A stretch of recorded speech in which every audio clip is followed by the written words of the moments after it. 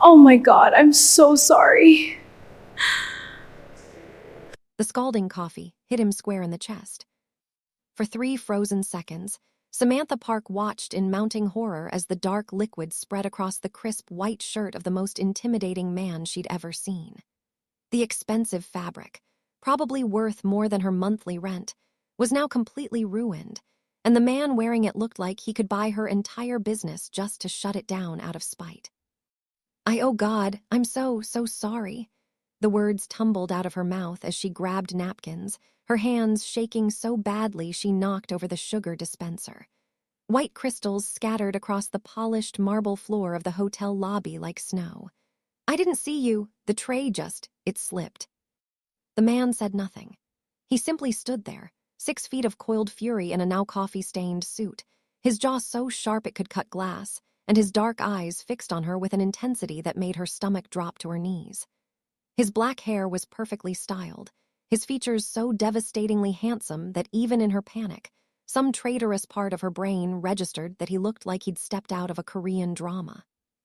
The kind where the lead character owned half of Seoul and the other half of everyone's hearts. I'll pay for the dry cleaning, she babbled, still clutching the useless napkins. Or I'll buy you a new shirt. 10 new shirts, You'll what?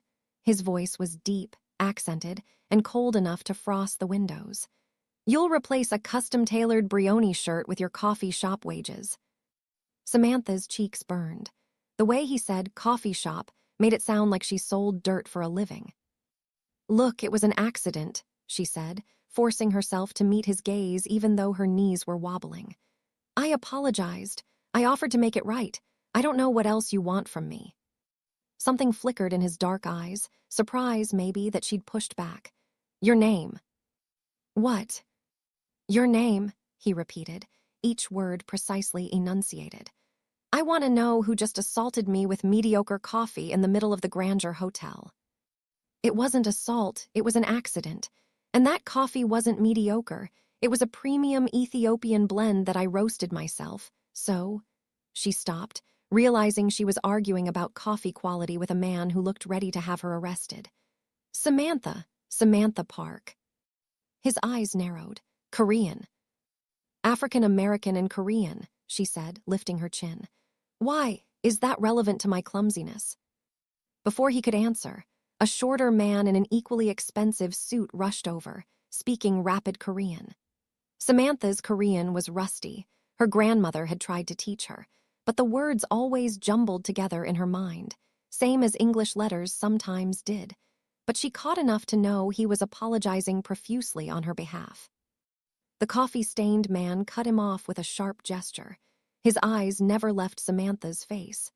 Cancel my meeting with the hotel management. I have something more interesting to attend to. That sounded ominous. I really am sorry, Samantha tried again, her voice softer now.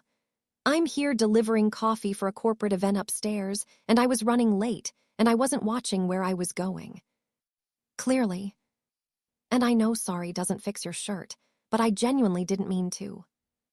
What's the name of your company? The question threw her. What? Your coffee company, he spoke slowly as if she were dim. What's it called? Samantha's temper, usually slow to rise, sparked to life. She might be clumsy, she might mix up letters when she read, she might have just committed career suicide by dousing a hotel guest in hot coffee, but she wasn't stupid. Sam's Brew, she said coolly. We specialize in ethically sourced, small-batch roasted coffee. We're based in Brooklyn, we have 2 locations, and we're booked solid for corporate events 3 months out. Will you be needing that information for your lawsuit, or are you just making conversation? The corner of his mouth twitched. It wasn't quite a smile, but it was something. Neither, he said. I'm determining whether you're worth my time. Well, let me save you the trouble, I'm not. I'm just a girl with a coffee stain on her conscience and places to be. She bent to pick up her fallen tray, trying to ignore how her hands still trembled. Again, I apologize for your shirt. Send me the dry cleaning bill. She turned to walk away, proud that her voice hadn't shaken, determined to salvage what was left of her dignity. Miss Park. Something in his tone made her stop. She looked back. He was studying her with an expression she couldn't read, his head tilted slightly as if she were a puzzle he was trying to solve. "How would you like to cater my company's annual gala?" Samantha blinked. "I'm sorry, what?" "Your coffee. If it's as good as you claim, I may have use for your services." His eyes glinted with something that might have been amusement or might have been something more dangerous. "That is, if you can manage not to spill it on my guests." Before we proceed, we would love to hear where in the world you're watching from. Hit the like and subscribe button to stay connected for more heartwarming stories. Now let's proceed. Samantha stared at him, convinced she'd misheard. "You want to hire me after I just dumped coffee all over you?" "I want to sample your product," he corrected. "Whether I hire you depends on whether you can deliver quality that matches your confidence." He pulled a business card from his pocket, somehow still pristine despite the coffee disaster, and held it out. "My assistant will contact you with details." She took the card with numb fingers. The name embossed in elegant silver lettering made her breath catch. Jin-Woo Kang, CEO, Kang Industries. Oh no, oh no, no, no. She just coffee-stained one of the most powerful businessmen in New York, possibly the world. Kang Industries owned half of Manhattan's commercial real estate and had recently expanded into hospitality and luxury goods. She'd read an article about Jin-Woo Kang just last month.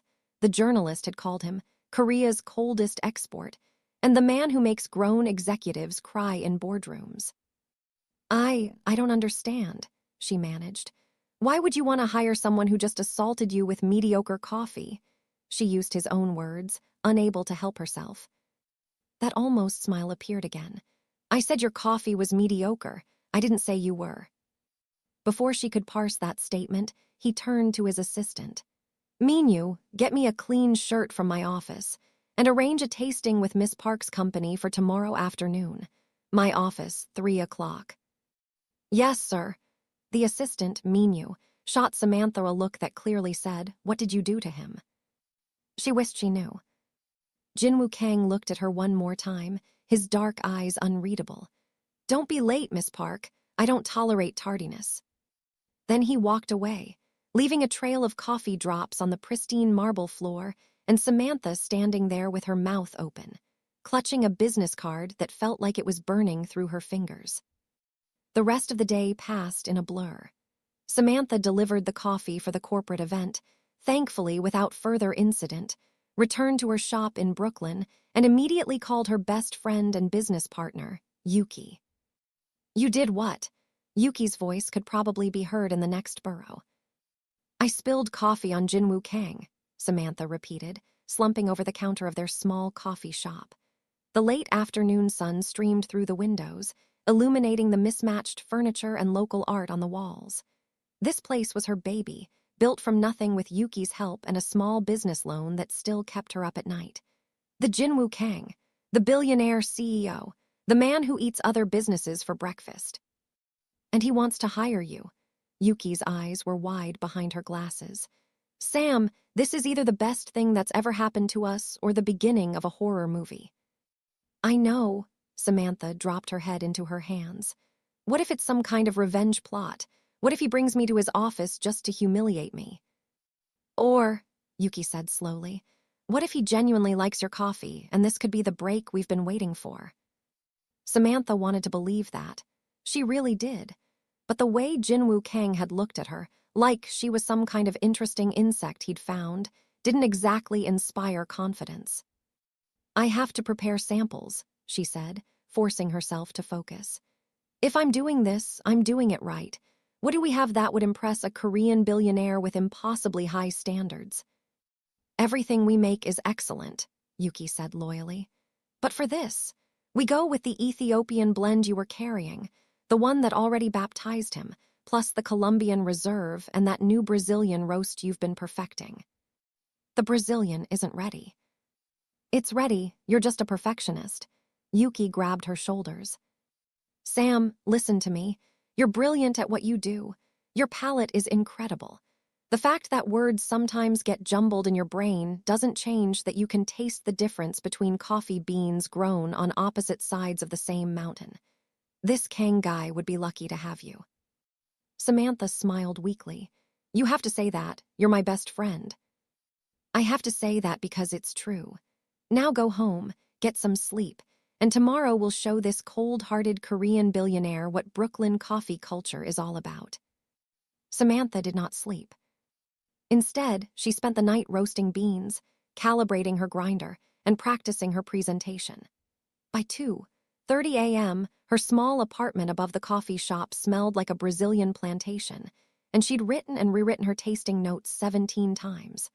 The letters kept swimming on the page, D's flipping into B's, words scrambling themselves, until she finally gave up and decided to speak from the heart instead. By morning, she was exhausted, overcaffeinated, and running on pure anxiety. You look terrible, Yuki announced cheerfully when Samantha stumbled downstairs at 8. Thank you, that's exactly what I needed to hear. I mean, you look terrible but also fierce, like a zombie warrior. Yuki thrust a breakfast sandwich into her hands. Eat, then go home and make yourself presentable. You have, she checked her watch, 6 hours to transform into a professional coffee expert. I am a professional coffee expert. A professional coffee expert who doesn't look like she's been personally roasting beans in Hell's Kitchen all night. Fair point. At 2:45 p.m., Samantha stood outside the gleaming glass tower that housed Kang Industries' New York headquarters, trying not to throw up. She'd chosen her outfit carefully: black slacks, a crisp white blouse, and a blazer that Yuki swore made her look successful but approachable. Her natural curls were pulled back in a professional bun, and she'd even managed to apply makeup without poking herself in the eye with the mascara wand. The insulated carrier containing her coffee samples felt like it weighed 1,000 pounds. You can do this, she whispered to herself. He's just a man, an insanely powerful, devastatingly handsome man who could destroy your business with a single phone call, but still, just a man. The pep talk didn't help. She walked into the lobby, all marble and chrome and intimidation, and approached the reception desk. Samantha Park for Mr. Kang. I have an appointment at 3. The receptionist's professional smile faltered slightly. Oh, you're the coffee girl. Samantha's spine straightened. I'm the owner of Sam's Brew, yes. Of course, Mr. Kang is expecting you. 68th floor, Minyu will meet you at the elevator. The elevator ride felt like ascending to her doom. When the doors opened, Minyu was indeed waiting, looking significantly less stressed than he had yesterday, but still regarding her with obvious wariness. Miss Park, welcome to Kang Industries. He was polite but formal. Mr. Kang is finishing a conference call. He'll see you shortly. Shortly turned out to be 45 minutes. Samantha waited in a reception area that probably cost more than her entire shop, watching impossibly beautiful people in expensive suits stride past with purpose. Everyone looked like they knew exactly what they were doing, exactly where they belonged. She felt like a child playing dress-up. The coffee in her carrier was probably getting cold. Her presentation notes, carefully typed and retyped until the words stopped swimming, felt damp in her nervous hands. She was just considering making a run for it when Minyu appeared. Mr. Kang will see you now. Her legs felt like jelly as she followed him down a hallway lined with modern art. He opened a door to an office that was more like a palace, floor-to-ceiling windows overlooking Manhattan, minimalist furniture that probably cost more than a car, and behind a massive desk, Jin-Woo Kang. If anything, he was more intimidating in his natural habitat. He looked up from his computer, those dark eyes fixing on her with laser focus. Today's suit was charcoal gray, perfectly fitted, and definitely not coffee-stained. His expression was unreadable. Miss Park, you're on time, that's a start. I value punctuality, she said, pleased her voice came out steady. Do you? One dark eyebrow rose. You said you were running late yesterday when you used me as target practice. Her cheeks heated. That was different, I was making excuses, but there was something in his tone that wasn't quite harsh. Show me what you've brought. Right, business. She could do business. Samantha set her carrier on the table he indicated and began unpacking her samples with practiced efficiency. I've prepared 3 different roasts, each representing a different flavor profile and origin story. The first is an Ethiopian Yirgacheffe. The one you spilled on me. Yes, Yes, it's a light roast with bright, floral notes. The second is a Colombian Reserve with a medium body and chocolate undertones. The third is a Brazilian. I don't want a rehearsed speech. Jin-Woo leaned back in his chair, studying her. I want to know why you do this. Why coffee? The question caught her off guard. What? You heard me. Why coffee? Why this business? There are easier ways to make money. Samantha hesitated. This wasn't part of her prepared presentation. But something about the way he was looking at her, genuinely curious, maybe made her answer honestly. Because coffee is democratic, she said slowly. It doesn't matter if you're a billionaire CEO or a struggling student. A good cup of coffee tastes the same. It brings people together. It starts conversations. It's a language everyone can speak. Jin-Woo's expression didn't change, but something flickered in his eyes. Poetic, but does it taste good? There's only one way to find out. Okay, just a quick check-in. Hope you are enjoying the story so far. Hit the like and subscribe button to stay connected because the story is about to get intense. Now let's proceed. Samantha had hosted hundreds of coffee tastings, but never one that felt like a cross-examination.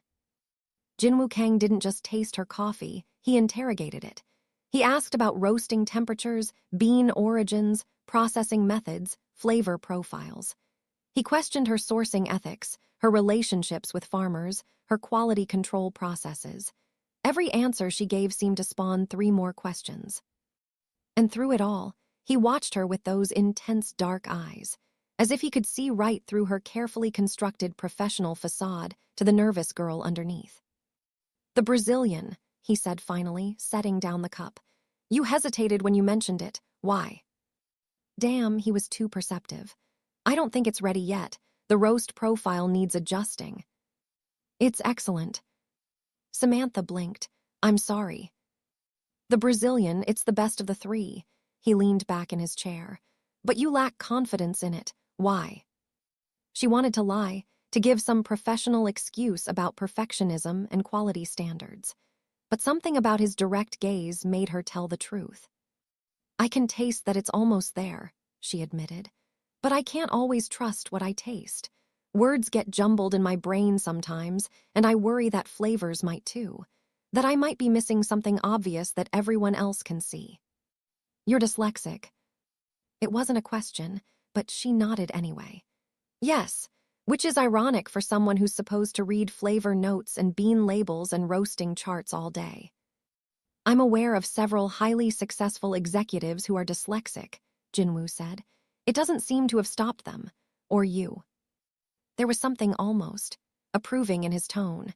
Samantha didn't know what to do with that. The Brazilian is excellent, he repeated. Your palate is not compromised. If anything, you're overly critical of yourself. He stood, walking to the window. I'm hosting a gala in 3 weeks, 500 guests. I want your coffee there.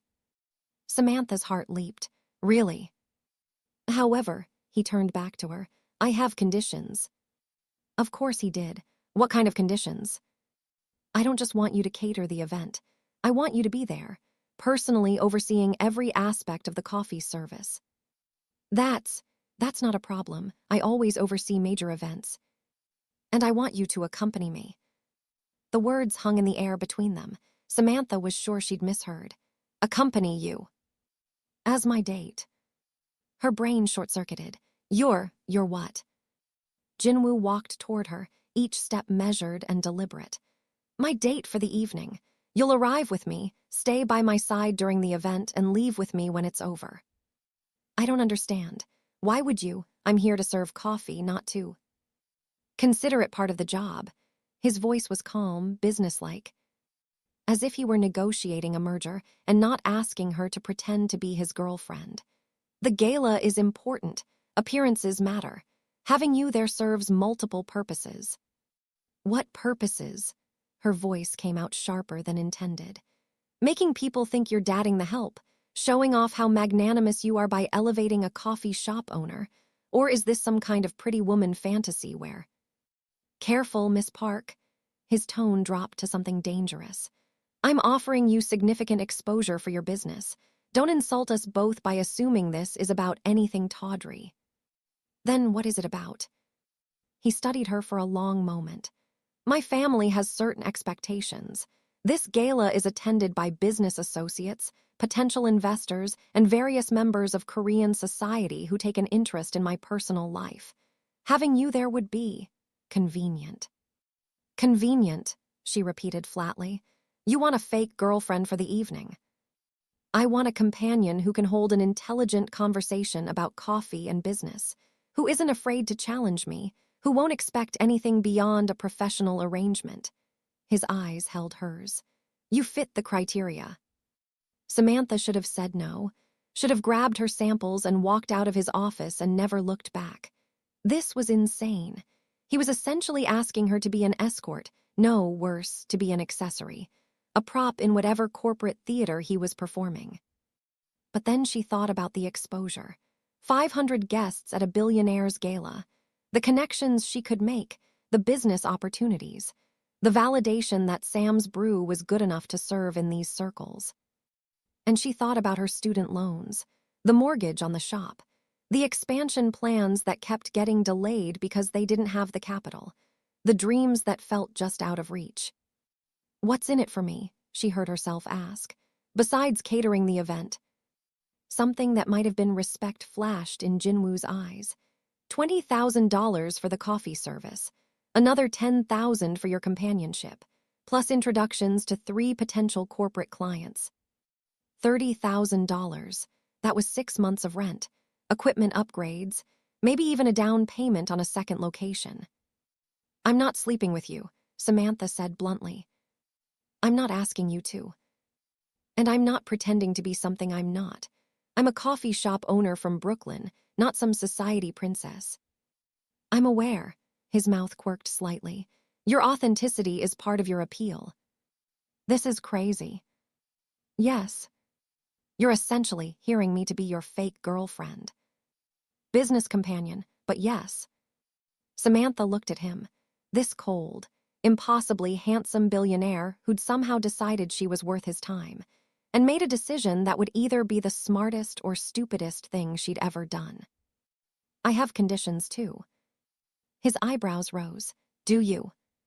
First, you sign a contract, everything in writing. What you're paying for, what I'm expected to do, and very clear language about what I'm not expected to do. Agreed. Second, you give me complete creative control over the coffee service.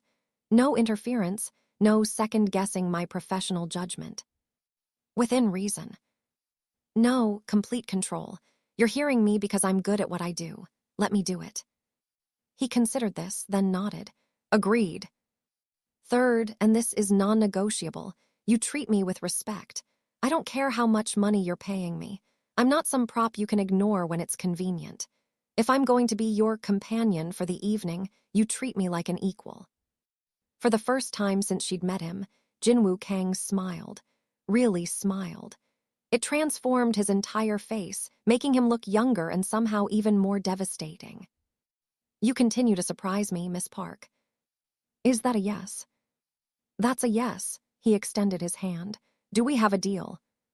Samantha looked at his hand, elegant, strong, completely capable of either building her up or destroying her. Then she looked at his face, trying to read the truth behind those dark eyes. She was probably making a huge mistake. She shook his hand anyway. We have a deal, Mr. Kang. His grip was firm, warm. Jin-Woo, if we're going to be seen in public together, you should use my name. Then I'm Samantha, or Sam, not Miss Park. Sam, he repeated, and something about the way he said it, soft, almost intimate, made her shiver. I look forward to working with you. He still hadn't let go of her hand. Neither had she. You did what? Yuki's shriek could probably be heard in Manhattan. I accepted his offer, Samantha repeated, packing the length of their shop. It was after hours, the lights dimmed, the familiar smell of coffee beans providing comfort even as her world tilted on its axis. $30,000 Yuki, plus potential corporate clients. We'd be insane to turn that down. We'd be insane to accept it. Sam, this guy is basically hearing you to be his fake girlfriend. Business companion, Samantha corrected, echoing Jin-Woo's words. And it's just for one night. How bad could it be? Yuki gave her a look that clearly communicated how many ways this could go wrong. Let me count. 1, he could be a secret serial killer who lures coffee shop owners to fancy galas before murdering them. 2, you could fall for him and get your heart broken by Korea's coldest billionaire. 3, you could spill coffee on someone even more important and somehow make an even bigger disaster. 4. Okay, I get it. Samantha slumped into one of their mismatched chairs. But what else was I supposed to do? This is the opportunity we've been waiting for. And he's already sent over the contract. You emailed it an hour after I left. It's all there in writing, exactly what we discussed. Very clear, very professional. Professional, Yuki snorted. There's nothing professional about hearing a fake date. Rich people do weird things all the time. At least he's being upfront about it. Samantha pulled up the contract on her phone. Look, $20,000 for the coffee service, $10,000 for my attendance as his companion. No physical expectations beyond standard gala behavior. He even included a clause about harassment and appropriate conduct. Yuki leaned over to read, her expression gradually shifting from horrified to thoughtful. Okay, this is actually pretty thorough. And that non-disparagement clause goes both ways. He can't trash talk your business, and you can't tell people about the arrangement. See, it's fine. It's weird, but it's fine. When's the gala? 3 weeks, Saturday the 15th. And what are you supposed to wear to a billionaire's gala? Because I hate to break it to you, but that blazer you wore today is literally the fanciest thing in your closet. Samantha hadn't thought about that. I'll figure something out. You need a dress, a fancy one, and shoes, and probably someone to do your hair and makeup because, no offense, but you still can't apply eyeliner without looking like you got in a fight with a raccoon. I can figure it out. Yuki's phone buzzed. She glanced at it and her eyes widened. Sam, you might not have to figure it out. What? I just got an email from someone named Jin-Woo Park at Kang Industries. He says Mr. Kang has arranged for a stylist to meet with you tomorrow at noon to discuss your wardrobe for the gala. They'll come to the shop. Samantha snatched the phone. Sure enough, there was the email, professionally worded and completely presumptuous. He arranged a stylist without asking me. Rich people, Yuki said sagely. They really do just do whatever they want. Samantha's first instinct was to fire off an angry email refusing the stylist. She could dress herself, thank you very much. She didn't need Jin-Woo Kang deciding what she should wear. But then she looked around her shop, at the mismatched furniture they'd salvaged from Craigslist, at the chipped mugs they used for tastings, at her own reflection in the window wearing jeans and a t-shirt with a coffee stain on the sleeve. She thought about the gleaming luxury of Kang Industries offices, the impossible elegance of everyone who worked there. She thought about showing up to a gala wearing a dress from T, J, Max, and trying to hobnob with millionaires. Fine, she muttered. One stylist appointment, but if they try to put me in something ridiculous, I'm walking out. That's my girl, Yuki said, grinning. Now about the coffee service, what are you thinking? Business. Finally, something Samantha actually understood.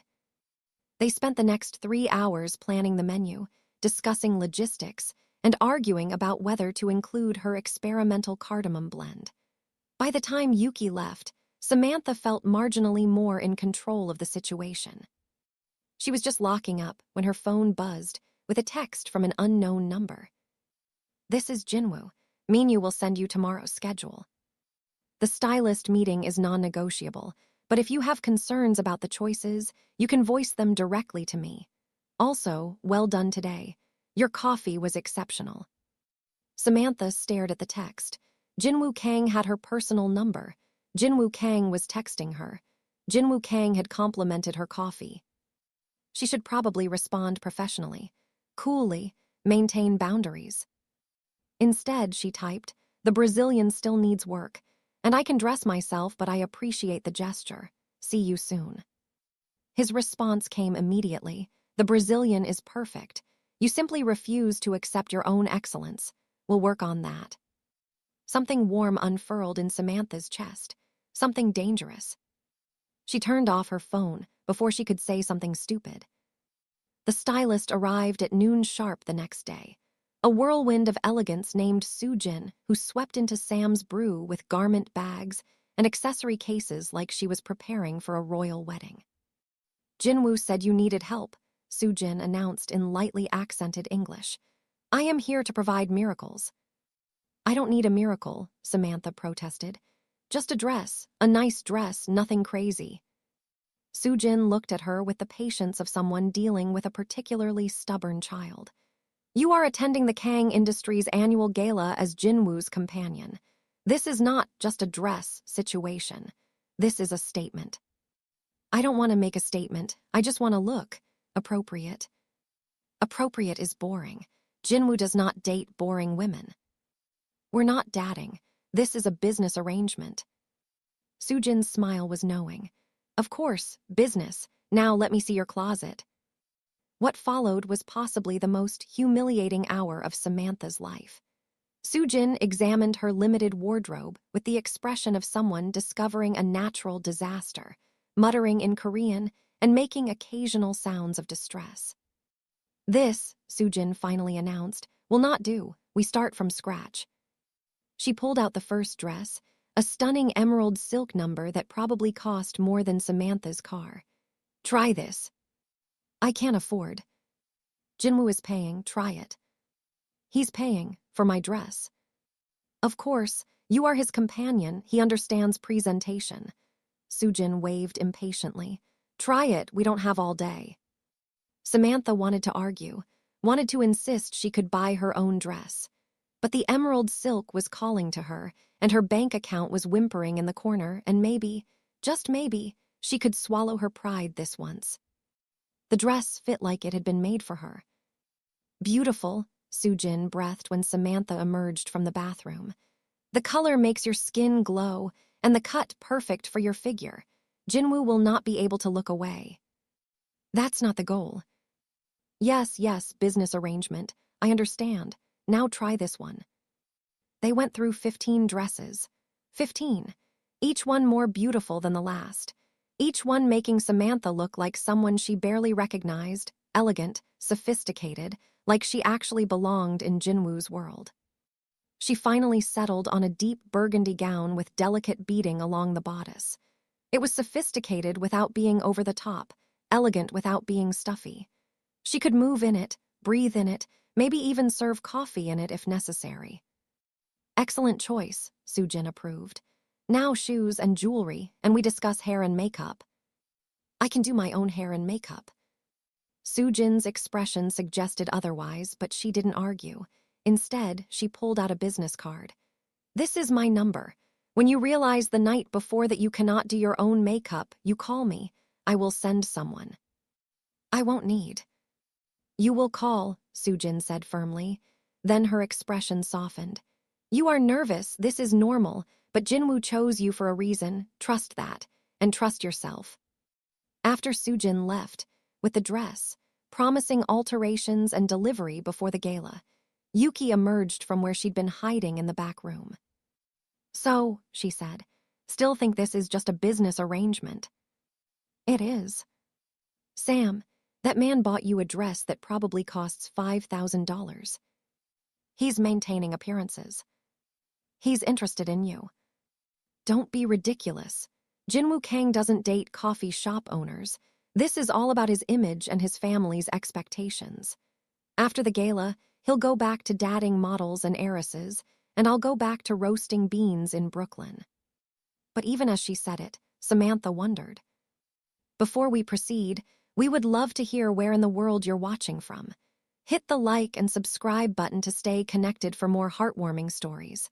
Now let's proceed. Chapter 5, The Unexpected Dinner.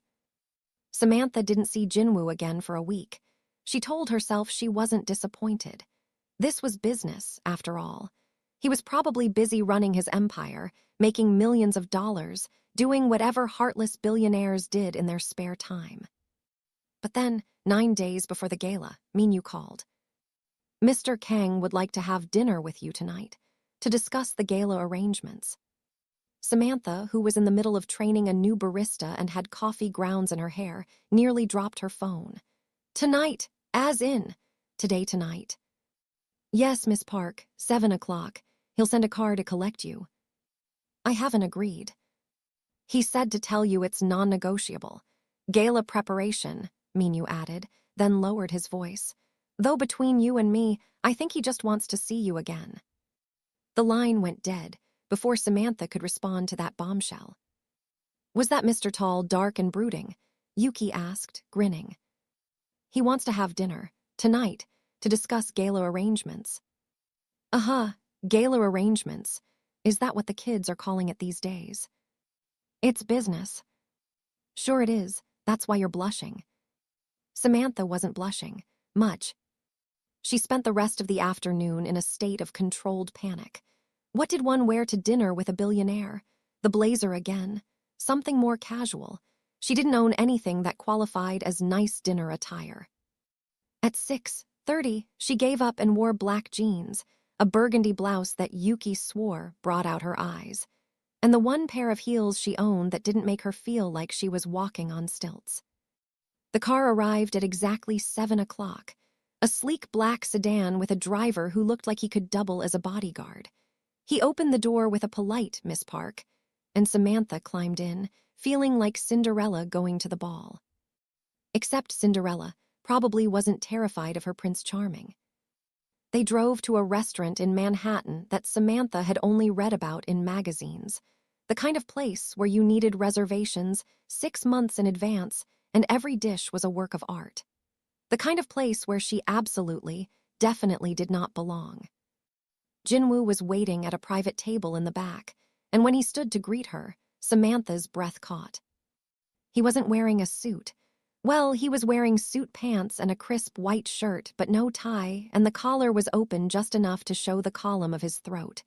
His hair was slightly less perfect than usual, like he'd run his fingers through it. He looked almost human. Almost. Samantha. His voice did that thing again, where her name sounded like something intimate. Thank you for coming on short notice. Did I have a choice? She meant it to sound challenging, but it came out breathless. His mouth quirked. There's always a choice. I'm glad you chose to be here. He pulled out her chair, and Samantha sat, hyper-aware of his proximity. Wine. Sure, red, please. He ordered in Korean, something that sounded expensive and impressive, and then turned his full attention to her. It was like being in a spotlight. How are the gala preparations progressing? He asked. Right, business. She could talk about business. Good. The coffee menu is finalized. I'm bringing the Ethiopian and Colombian, plus a special espresso blend I've been working on. Yuki and I will handle all the serving ourselves with 2 additional staff members for backup. No catering company. For coffee? Absolutely not. This is too important to trust to someone who might over-extract the espresso or serve the Ethiopian at the wrong temperature. Jin-Woo smiled, that rare, genuine smile that made him look like a different person. You're very protective of your coffee. It's my reputation on the line. And what about the other aspect? Are you comfortable with the companion arrangement? Samantha took a sip of the wine that had magically appeared in her glass. It was delicious, naturally. I'm managing. Sujin found me a dress. I know, she sent me photos. Samantha nearly choked. She what? For approval. Don't worry, they were of the dress on a mannequin, not on you, though I'm certain you'll look stunning. Her cheeks heated. This isn't necessary, you know, the dress, the dinner, all this. Preparation. I can show up and smile and make small talk. I've worked enough corporate events to know how to behave. This isn't a corporate event, Jin-Woo said, his expression turning serious. Or rather it is, but it's also a performance. My family will be there. Business associates who have known me since I was a child. People who will scrutinize everything, how we look together, how we interact, whether we seem genuine. And do we seem genuine? He looked at her for a long moment. I don't know yet. That's why I wanted to have dinner. We need to know each other well enough to be convincing. So this is like a rehearsal. Think of it as research. The waiter appeared with appetizers that looked too beautiful to eat. Tell me about yourself, Samantha Park. The parts that aren't in the background check I ran. She should have been offended by the background check comment. Instead, she was curious. What did the background check tell you? That you're 22, born and raised in Brooklyn. Father unknown, mother passed away when you were 19. Raised primarily by your Korean grandmother. Full scholarship to NYU, business degree, graduated with honors despite your dyslexia. Opened Sam's Brew 2 years ago with Yuki Chen, your roommate from college. Clean credit, no criminal record, no scandalous social media presence. He paused. It told me the facts, but not the story. Samantha wasn't sure she wanted to tell him the story. The facts were easy, neat, simple, they didn't hurt. The story involved foster care and loneliness and a grandmother who did her best but worked 3 jobs. It involved being the mixed-race kid who didn't quite fit anywhere, the dyslexic student everyone underestimated, the girl who learned to fight for every single thing she'd ever achieved. But Jin-Woo was watching her with those intense eyes, and something about his expression made her think he might actually understand. My mom was 17 when she had me, Samantha said slowly. Her family, Korean, traditional, weren't thrilled about the African-American boyfriend or the unplanned pregnancy. She kept me anyway, but she was young and scared and not really equipped to be a mother. She left. Eventually, when I was 9, said she needed to find herself. Samantha picked at the food on her plate. My grandmother took me in. She was tough, expected perfection. Didn't really understand why I couldn't just read like everyone else, why the letters wouldn't stay still on the page. But she taught you Korean. She tried. I can understand it better than I can speak it, and I definitely can't read it. The characters just... She made a jumbling gesture with her hands. But she taught me about perseverance, about not letting anyone tell you what you can't do. She sounds formidable. She passed away 3 years ago, heart attack. Samantha's throat tightened. She never got to see the coffee shop, never knew that I actually made it. Jin-Woo reached across the table and covered her hand with his. The touch was brief, professional, but somehow comforting. She knew. Grandmothers always know. Something in his voice made her look up. You sound like you're speaking from experience. My grandmother raised me too, after my parents died. Samantha hadn't expected that. Somehow, she'd imagined Jin-Woo springing fully formed from corporate headquarters, all cold efficiency and business acumen. What happened? Car accident, I was 12.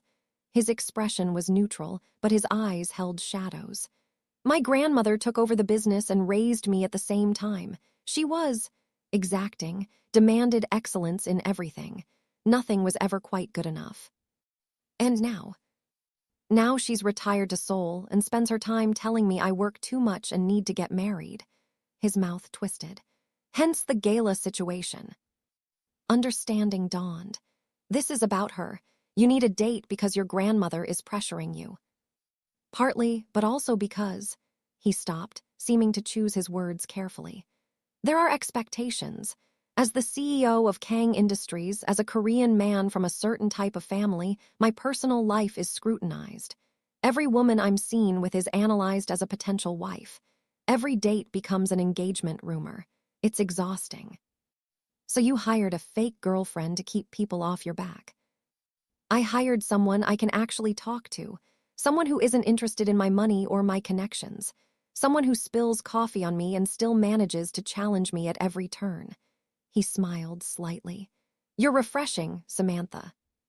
She didn't know what to say to that.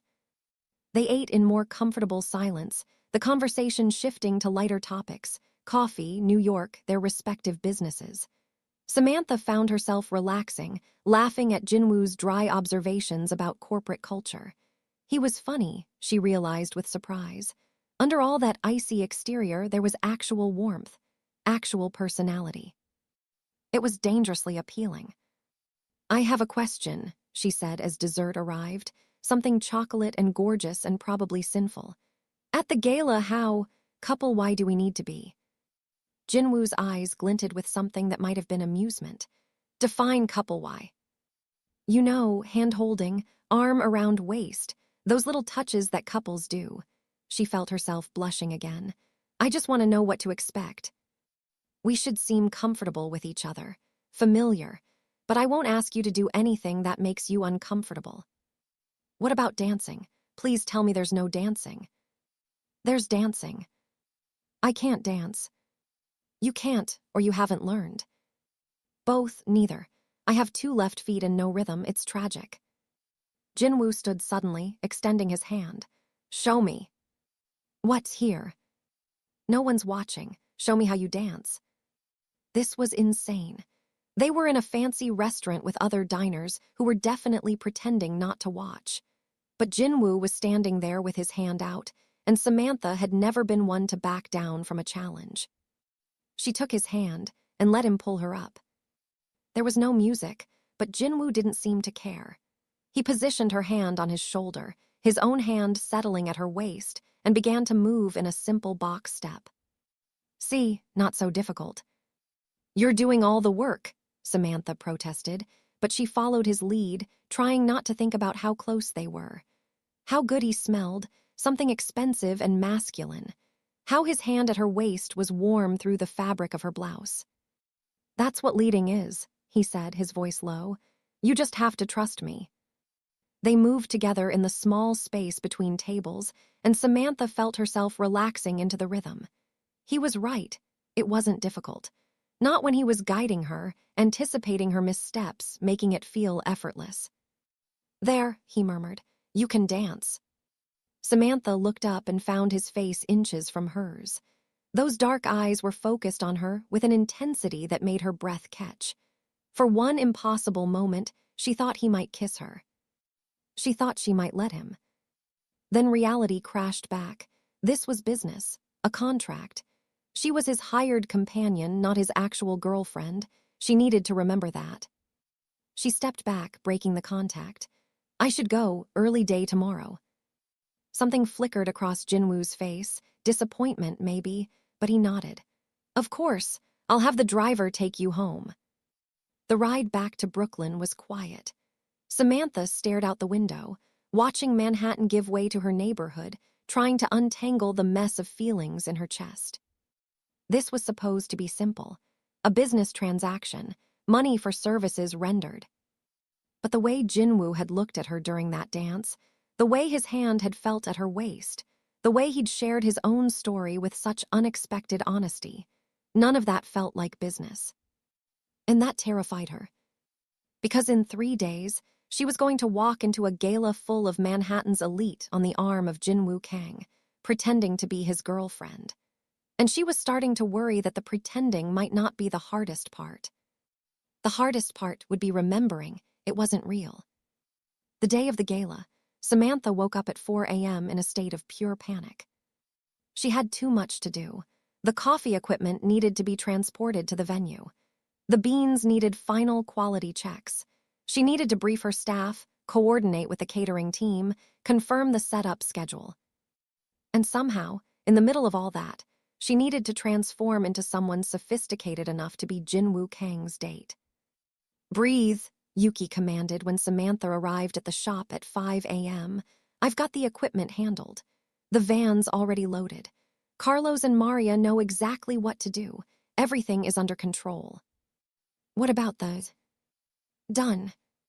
And the already handled. But, Sam, Yuki grabbed her shoulders. You are an excellent coffee roaster and a terrible control freak. Let me handle this part. You focus on not having a nervous breakdown before your fake date with Mr. Devastatingly Handsome. It's not a date. Right, business arrangement. Now go home and start getting ready. Sujin will be at your place at 2. Samantha had not called Sujin about hair and makeup. She'd been determined to do it herself, to maintain some small shred of independence in this whole ridiculous situation. But when she looked in the mirror and saw her hands shaking, saw the exhaustion in her eyes and the coffee stains on her fingers. She admitted defeat and called the number on Sujin's card. Sujin arrived with a makeup artist named Hana and enough products to stock a department store. "I knew you would call," she said smugly. "Now sit. We have 4 hours to make you magnificent." It felt like preparing for battle. Hana did her makeup with the concentration of a surgeon, foundation that somehow made her skin look like silk, eyeshadow in shades of bronze and gold that made her brown eyes pop, a lipstick that was deep burgundy to match the dress. Sujin worked on her hair, transforming her usual wild curls into an elegant updo with a few artful tendrils framing her face. When they were done, Samantha barely recognized herself. "Stunning," Sujin pronounced. "Now the dress." The burgundy gown fit even better after Sujin's alterations. It hugged her curves in all the right places, the beading catching the light with every movement. The shoes, strappy silver heels, made her legs look impossibly long. "I look like someone else," Samantha whispered. "No," Hana said gently. "You look like yourself, just elevated." At precisely 6:30 p.m., there was a knock on her door. Samantha's heart leaped into her throat. It was too early for Jin-Woo. He'd said 7. But when she opened the door, there he was, looking like he'd stepped out of a magazine spread in a perfectly tailored tuxedo that probably cost more than her monthly revenue. He stared at her. "You're early," Samantha managed. Yes," Jin-Woo seemed to collect himself. "I wanted to make sure you had everything you needed, but I see." His eyes traveled over her, and something blazed in their depths that made her skin flush. "You clearly have it handled." Sujin and Hana helped.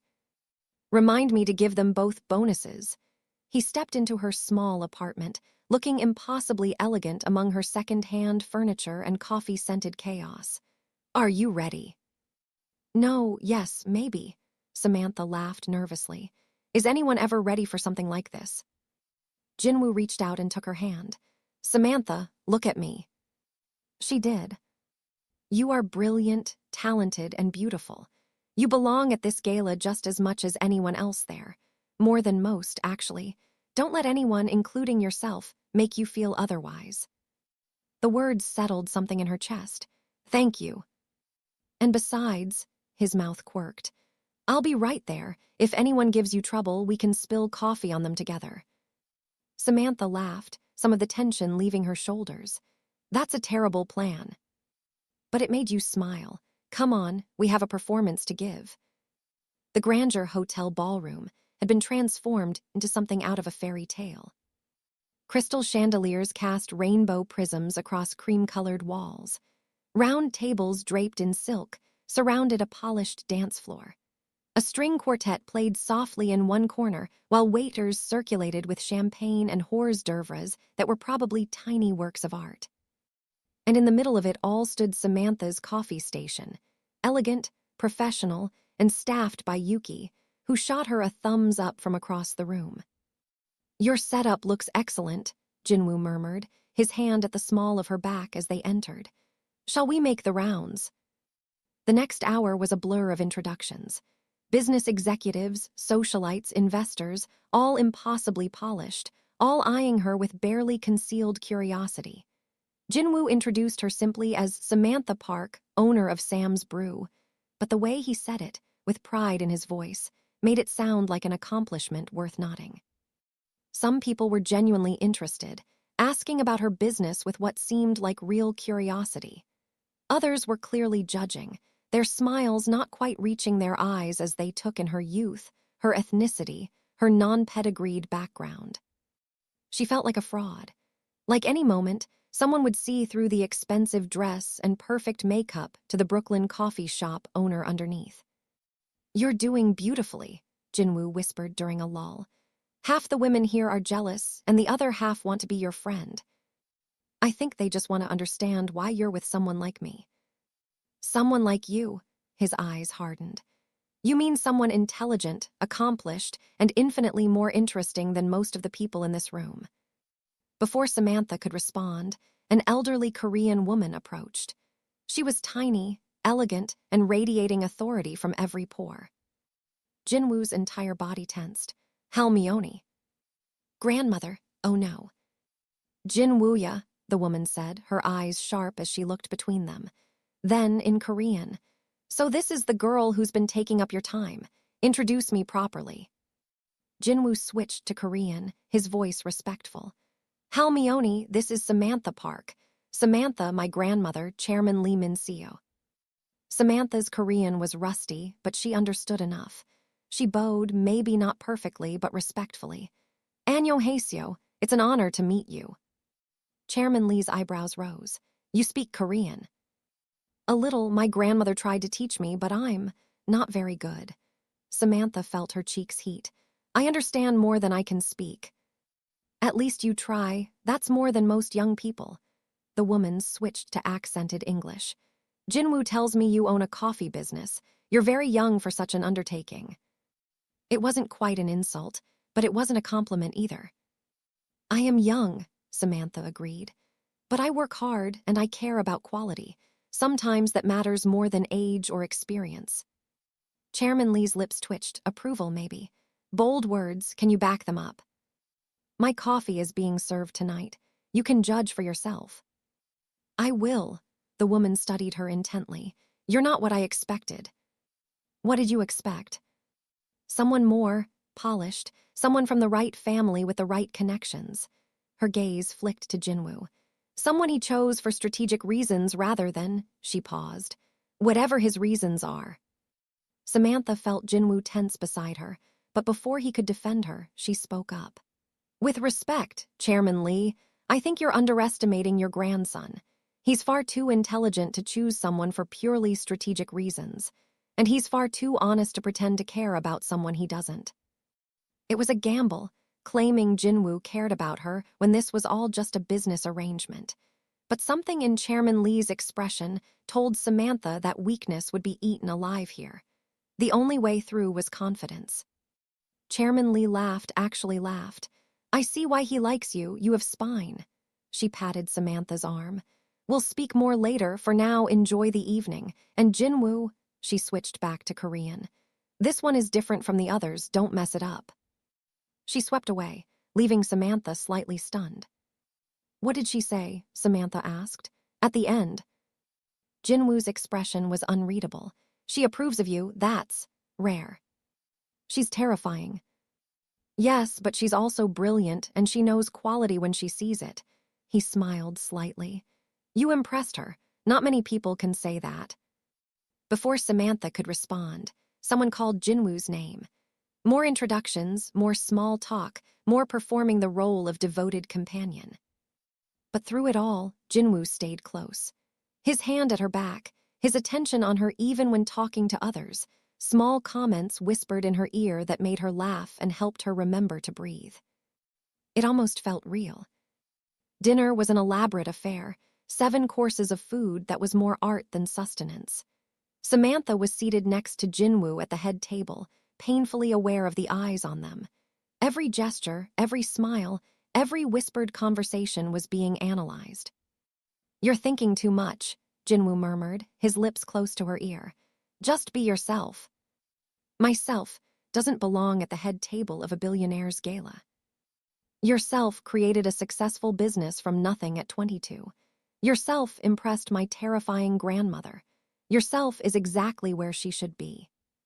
Samantha looked at him, searching his face for signs of insincerity, but his dark eyes were steady, honest. Maybe he actually meant it. After dinner, the dancing began. Samantha watched couples take to the floor, elegant, practiced, perfect. Her stomach clenched. Time to demonstrate what you learned, Jin-Woo said, standing and offering his hand. I thought maybe we could skip this part. And disappoint everyone who's waiting to see if we can dance together. Absolutely not. His smile was gentle. Trust me, remember. She took his hand. The dance floor felt enormous, exposed. But the moment Jin-Woo pulled her into his arms, hand at her waist, her hand in his, the rest of the room seemed to fade away. Just follow my lead, he murmured. They moved together, and somehow it was easier than it had been in the restaurant. Maybe because she was getting used to the way he led, strong and sure. Maybe because the burgundy gown swirled around her legs like magic. Maybe because when she looked up at Jin-Woo, the intensity in his eyes made her forget to be nervous. "You're a natural," he said. "You're a good liar." "I never lie, Samantha." His hand tightened at her waist. "You should know that about me. I'm many things: cold, ruthless, demanding, but I don't lie." The music shifted to something slower, more intimate. Other couples crowded onto the floor, but Samantha barely noticed. All she could see was Jin-Woo. All she could feel was the warmth of his hand, the solid strength of his shoulder under her palm. "Why did you really hire me?" The question escaped before she could stop it. The truth, Jin-Woo, not the corporate answer about appearances and family expectations. He was quiet for so long she thought he wouldn't answer. Then, "Because you were real. Everyone else in my life wants something from me: money, connections, status. You just wanted me to pay for my dry cleaning." His lips quirked. "It was refreshing. You were refreshing. And now that you've paid me $30,000 to be here. Now you're still real, still honest, still challenging me at every turn." He pulled her slightly closer. "Tell me something, Samantha. Are you pretending right now?" Her breath caught. "What?" "This, us, the way you look at me." His eyes searched hers. "Is it all performance, or is some of it real?" She should lie. Should remind him this was business, a transaction, nothing more. Should protect her heart from the inevitable crash when this fantasy ended. But he'd said he never lied. And somehow, in this moment, she couldn't either. "I don't know," she whispered.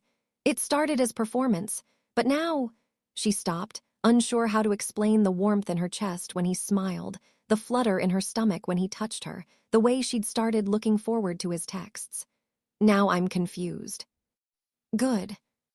Good. I'd hate to be confused alone." His thumb traced small circles at her waist. "I have a confession, Samantha. This gala, the companion arrangement, it wasn't entirely about family expectations." "What was it about?"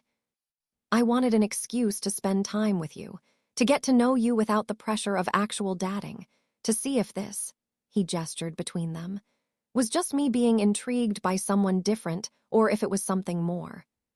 Samantha's heart was pounding. "And what did you discover?" "That I'm in trouble." His expression was almost rueful. "Because you're not supposed to fall for your fake girlfriend. That's not how these things work." The words hung between them, impossible and terrifying and somehow perfect. "Jin-Woo." Whatever she was going to say was interrupted by a commotion near the entrance. Raised voices, security moving quickly. Jin-Woo tensed, his body shifting instinctively to shield her. A woman was arguing with security, young, beautiful, dripping in designer clothes and fury. She was speaking rapid Korean, her voice getting louder. "Damn it," Jin-Woo muttered. "Who is that?" "My ex-fiancé, Mi-sun." His jaw was tight. "This is going to be unpleasant." Mi-sun had spotted them. She pushed past security, clearly someone who was used to getting her way, and stormed across the dance floor with all the subtlety of a hurricane. "Jin-Woo," she shouted in English, apparently for Samantha's benefit. "What is this? Who is she?" "Mi-sun, you weren't invited." Jin-Woo's voice was ice. "Leave now." "Leave, leave. You break our engagement, you humiliate me in front of everyone, and now you're parading around with some. Mi-sun looked Samantha up and down with pure venom. "Some nobody coffee girl." Samantha felt every eye in the room turn to them, felt the weight of judgment, speculation, scandal. She wanted to disappear. But Jin-Woo's hand tightened on hers, anchoring her. "Samantha Park is my guest," he said, his voice carrying across the now silent ballroom. "She's a successful business owner, a talented professional, and someone I care about deeply. You, Mi-sun, are trespassing. Security." "You care about her?" Mi-sun laughed, sharp and bitter. "Is that what you're calling it? Caring? Don't be naive, Jin-Woo. This is about the business. It's always about the business with you. You don't care about anyone." "You're wrong." "Am I? Then tell me, tell everyone." Mi-sun gestured wildly at the assembled crowd.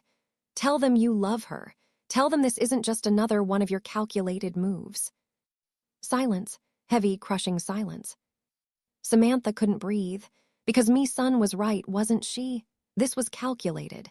This was business. Jin-Woo had hired her, paid her, brought her here as part of some elaborate corporate theater. Yes, he'd said he was falling for her, but how could she trust that? How could she trust any of this? Tell them, Mi-sun demanded. Jin-Woo looked at Samantha. Just looked at her, his dark eyes full of something she couldn't quite name. Then he turned back to Mi-sun.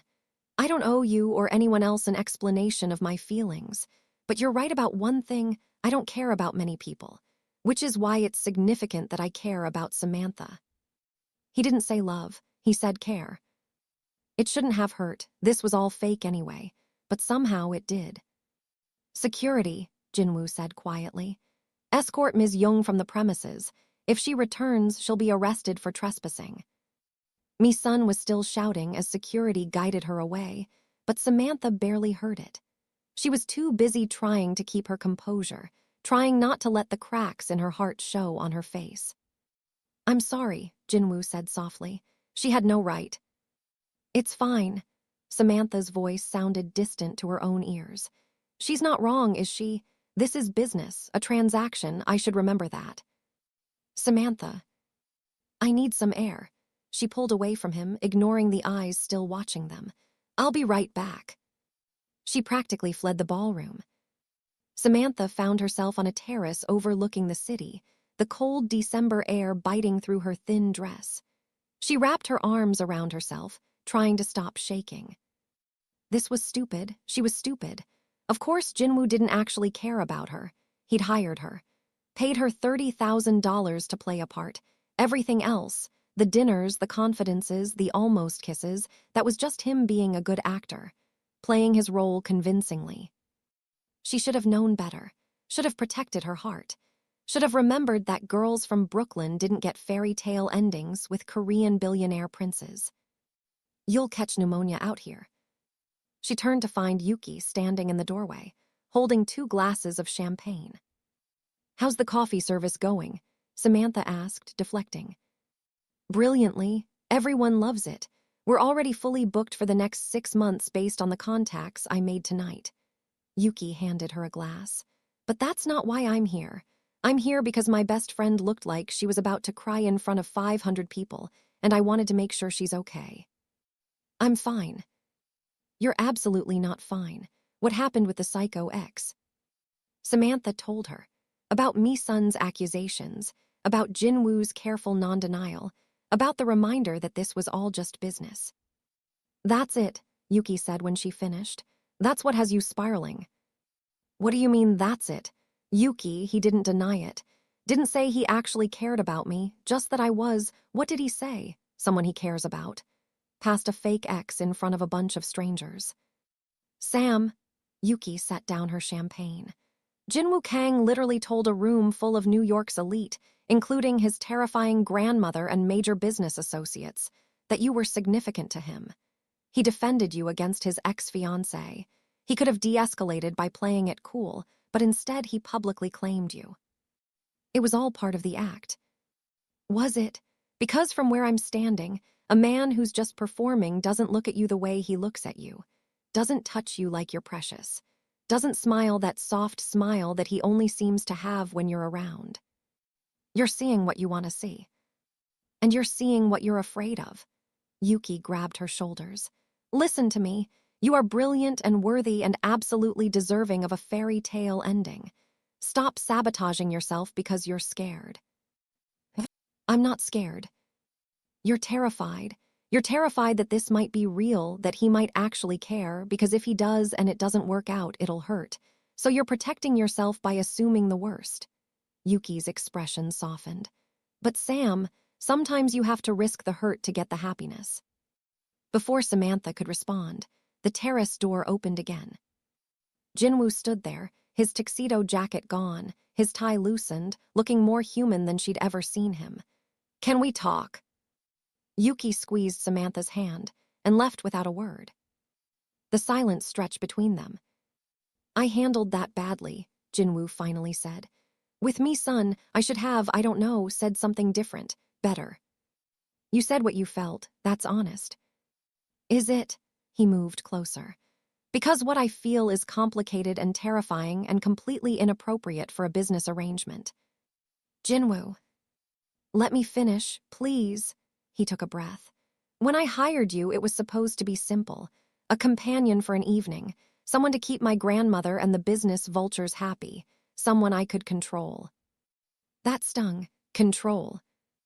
Bad choice of words. Someone I could keep at arm's length, he amended. Someone who wouldn't get under my skin or make me question the very careful walls I'd built around myself. And then you spilled coffee on me and apologized with such genuine horror that I couldn't stay angry. And then you challenged me about your coffee quality while offering to buy me 10 new shirts. And then you walked into my office and negotiated like someone who knew her worth. He smiled slightly. You were supposed to be easy to compartmentalize. You're anything but. Samantha's heart was pounding. What are you saying? I'm saying me son was right. I don't care about many people. I'm not good at feelings or vulnerability or any of the things that apparently make relationships work. But you... He stepped closer until she could see the flecks of gold in his dark eyes. You make me want to try. You make me want to be someone who can say the words instead of just feeling them. What words? He cupped her face in his hands, his touch gentle despite the intensity in his eyes. That this stopped being business the moment you looked at me like I was just a man instead of a billionaire. That I care about you, actually care, not someone I care about corporate speak. That watching you tonight, seeing you hold your own with my grandmother and the sharks in that ballroom, made me realize I'm completely gone for you. You're gone for me, Samantha repeated, hardly daring to believe it. Completely, embarrassingly, inconveniently. His thumb brushed her cheek. I know I hired you. I know there's a power imbalance and this is wildly inappropriate, and you have every reason to think this is just me trying to get what I paid for. But Samantha, I would tear up that contract right now if it meant you'd believe this is real. Jin-Woo. I'm falling in love with you. Maybe I've been falling since you spilled that coffee. Maybe. She kissed him. She couldn't help it. Couldn't stand there and listen to Jin-Woo Kang, cold, ruthless billionaire CEO, stumble over a confession of love without doing something about it. He made a surprised sound against her lips, then pulled her closer, deepening the kiss. It was nothing like she'd imagined, not polished or perfect. It was desperate and real and tasted like champagne and possibility. When they finally broke apart, both breathing hard, Jin-Woo rested his forehead against hers. So, he said, his voice rough, does that mean you feel the same, or was that just an elaborate way to shut me up? Samantha laughed, the sound shaky. I'm falling too. I've been fighting it, telling myself it was fake, protecting myself from getting hurt. But Jin-Woo, when you look at me, I feel like I'm someone worth looking at. When you defend me, I feel strong. When you believe in me, I believe in myself. Good, because I'm not letting you go. He kissed her again, softer this time.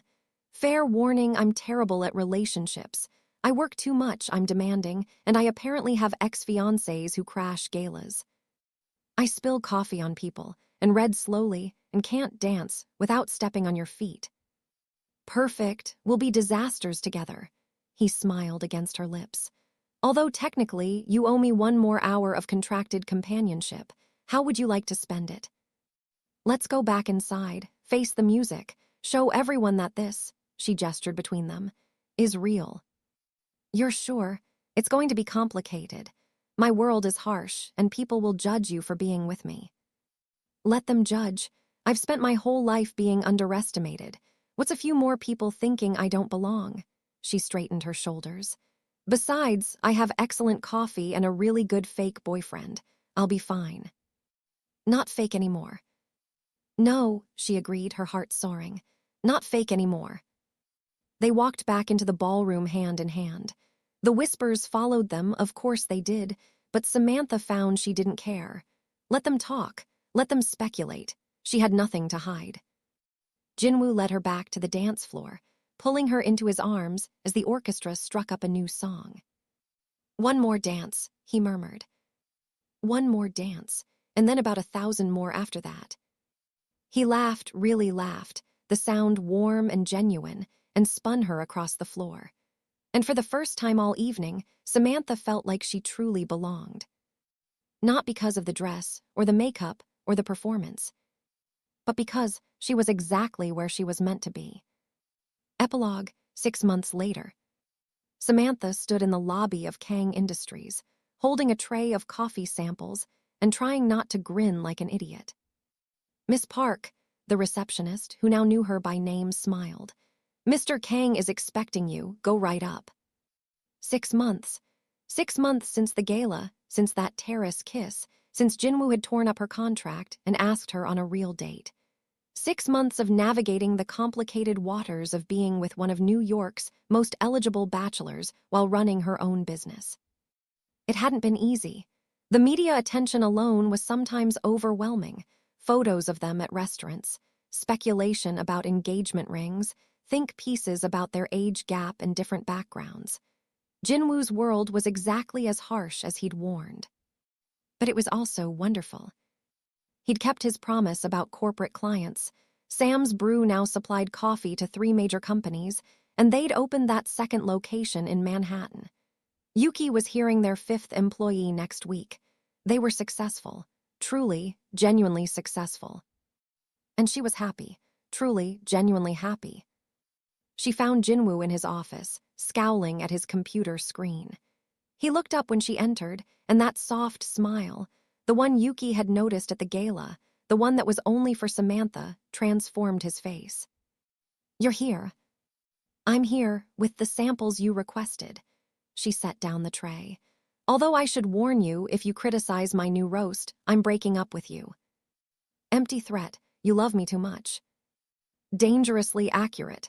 She kissed him hello, still marveling that she could just do that now. Kiss Jin-Woo Kang whenever she wanted. Now taste the coffee and tell me I'm a genius. He dutifully tasted each sample, offering thoughtful feedback that made her both proud and slightly annoyed that he was right about the temperature on the Colombian. "So," he said when they'd finished the professional part of her visit, "I have something for you. If it's another expensive dress, I'm going to remind you that I can buy my own clothes now." "It's not a dress." He pulled out an envelope. "It's an opportunity." Curious, Samantha opened it. Inside was a proposal, formal, professional, completely Jin-Woo. He wanted to invest in Sam's Brew, not as her boyfriend, but as a business partner. He'd laid out terms, projections, growth strategies. Everything was fair, balanced, giving her complete creative control while providing the capital she needed to expand beyond her wildest dreams. "Jin-Woo," she looked up at him, overwhelmed. "This is separate from us," he said quickly. "If you say no, nothing changes between us personally. But Sam, your business is solid, your product is excellent, and you have the drive to build something significant. I want to help you do that." "Why?" "Because I believe in you. Because watching you build something from nothing is inspiring. Because," he pulled her close, "because I love you and I want to see you succeed." Tears pricked Samantha's eyes. "You're sure this won't make things weird? Mixing business and personal?" "We've been mixing business and personal since you assaulted me with coffee. I think we can handle it." She laughed, then kissed him thoroughly. "Okay, yes, let's do this. Let's build something amazing together." "Together," he agreed, "although I have one more question." "What?" He pulled back slightly, his expression uncharacteristically nervous. "My grandmother wants to know when we're getting married. She's been asking weekly. It's becoming uncomfortable."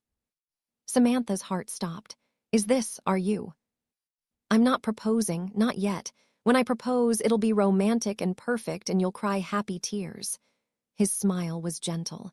"But I am saying that I want that future. With you. When you're ready, no pressure, no contracts, just us." "Jin-Woo." "Tell me I'm not crazy. Tell me you see it too." She thought about her grandmother, who'd never gotten to see her success. About her mother, who'd missed out on watching her daughter build a life worth living. About all the times she'd felt like she didn't belong anywhere. And then she thought about Jin-Woo, difficult, demanding, impossibly loyal Jin-Woo, who made her feel like she belonged everywhere, especially with him. I see it, she said softly. I see our future. I see us building businesses and drinking excellent coffee and arguing about temperature settings. I see your grandmother giving me advice I pretend to ignore.